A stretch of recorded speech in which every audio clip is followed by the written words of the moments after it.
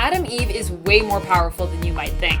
Welcome back, Nerd Squad. While Adam Eve may seem like just your average teen superhero, there is way more to her than just that. She's extremely powerful and has a more complex home life and origin story than most teen superheroes out there that we are used to seeing from the big two publishers of Marvel and DC. Join me today as we explore Image's superhero world of Invincible and shine the spotlight on one of its most bad characters, Adam Eve. Be warned, this list does contain spoilers for the character, so if you're just getting into Invincible now, watch out.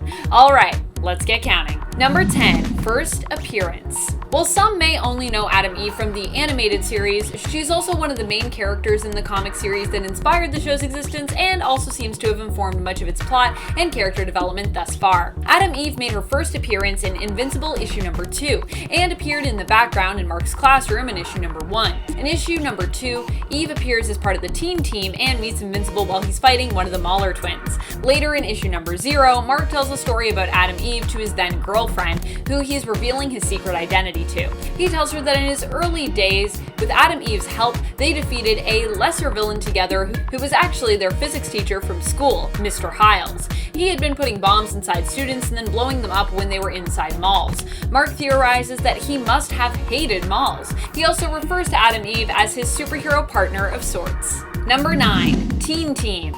Adam Eve was an original member of the Teen Team, which was led by Robot. Her fellow teammates were Rexplode and Duplicate. As I said earlier, in the comics, the Teen Team and Adam Eve first meet Mark during a fight with one of the Mauler twins. In the animated series, Invincible and Adam Eve first meet instead in a fight against the Flaxon aliens. Afterwards, Mark approaches Adam Eve in her civilian identity of Samantha Wilkins at school, and she decides to help Mark with his training a little bit.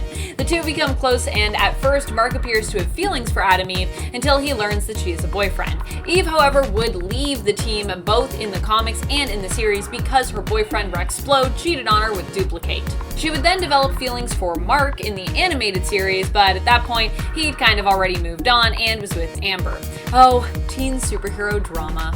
And friends, before we move on to this next spot, if you are enjoying this list and you want to hear more about Invincible and its awesome characters, please be sure to let us know by giving this list a thumbs up. Number 8, make the world you want to live in. In the animated series, we see Adam Eve leave the Teen Team and adopt the mantra, make the world you want to live in. Her trajectory as a hero is similar in the comics. Instead of living in complete seclusion and protecting the Earth from more natural-based threats than supervillains, she actually leaves the US and goes abroad, becoming involved in aid work. Samantha believed she could do more good that way than acting as a hero, but she does occasionally team up with superheroes and super teams thereafter to help them in the future against intergalactic or serious global threats. Number 7, her powers.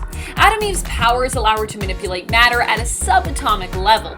Through the manipulation of atoms, she has also exhibited other powers such as telekinesis, flight, energy blasts, energy constructs, and the ability to control and manipulate nature and the elements. And she's also immortal. Did I mention that one? Not only does she possess enhanced healing abilities, but whenever she dies of old age, she returns to life, no longer old, but back as she was in her adult prime. As both we and Eve herself discover in the final issue of Invincible, issue 144. Everyone was surprised about that one, Eve included. Number 6, William.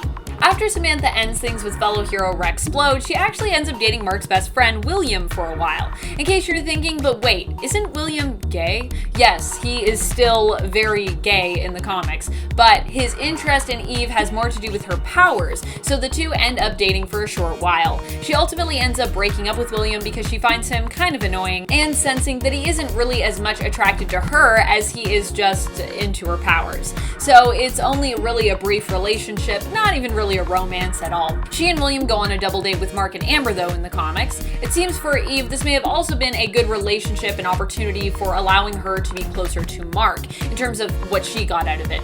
After she and William break up, she ends up retiring from being a superhero and uses her abilities to help more with aid work instead. Number 5, Invincible. Although Invincible starts out dating Amber both in the comics and the animated series, he and Samantha both eventually end up together. Adam Eve returns for a time from aid work and and ends up teaming up with Invincible to fight Dr. Seismic in the comics, and a little while after this fight, the two end up together, kissing each other and both confirming their romantic feelings for one another. Mark and Samantha in the comics would also end up having a child together, a daughter named Tara. Number 4. Invincible Inc. Samantha and Mark would later start a company together and become not just lovers, but also business partners. Their company was called Invincible Inc. and was a private security firm. People would call on them when they needed security help, specifically when they wanted or needed Invincible to act as their muscle.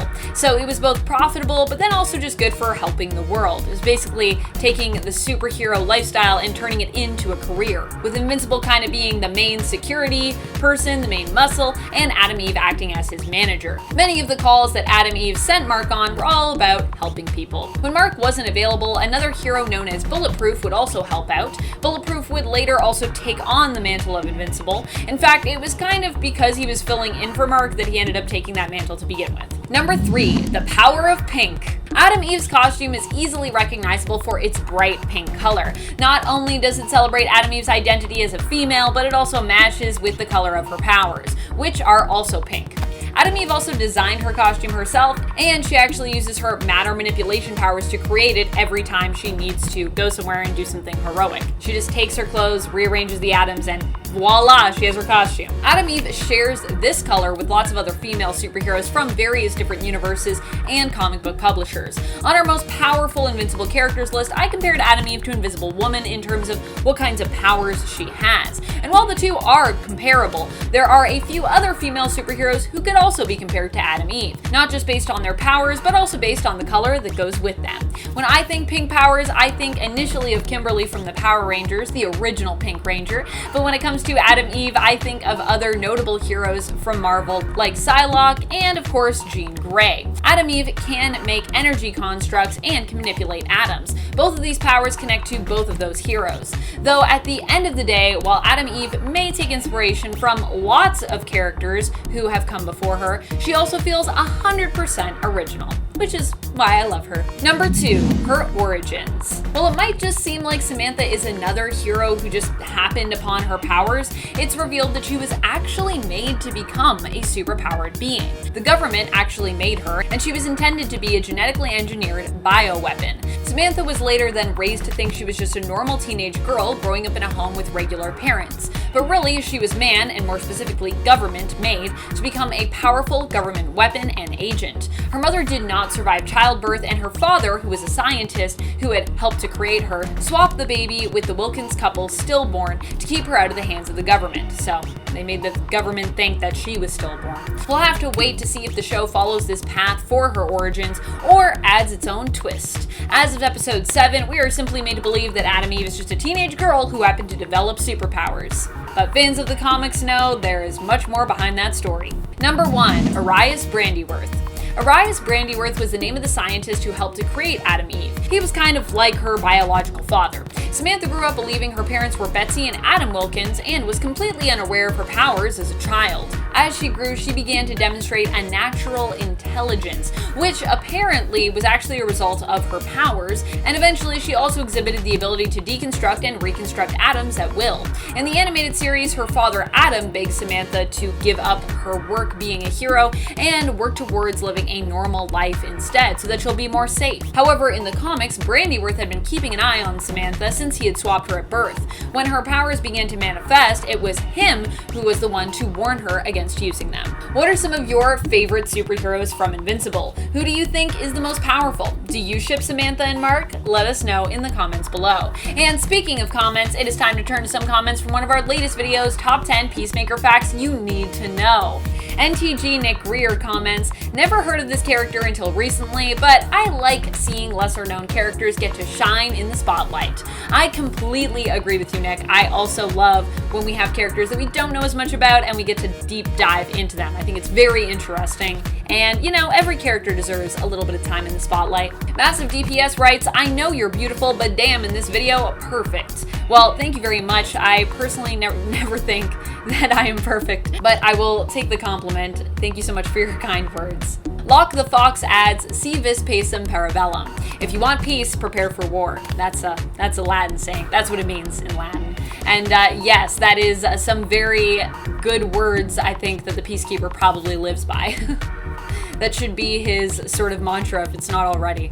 Or his tagline, if superheroes could have taglines. And that's all the time we have for comments today. Be sure to comment below for a chance to have your thoughts and feels shouted out in a future video. This has been Top 10 Nerd, and I'm your host, Amanda McKnight, reminding you to stay nerdy, YouTube.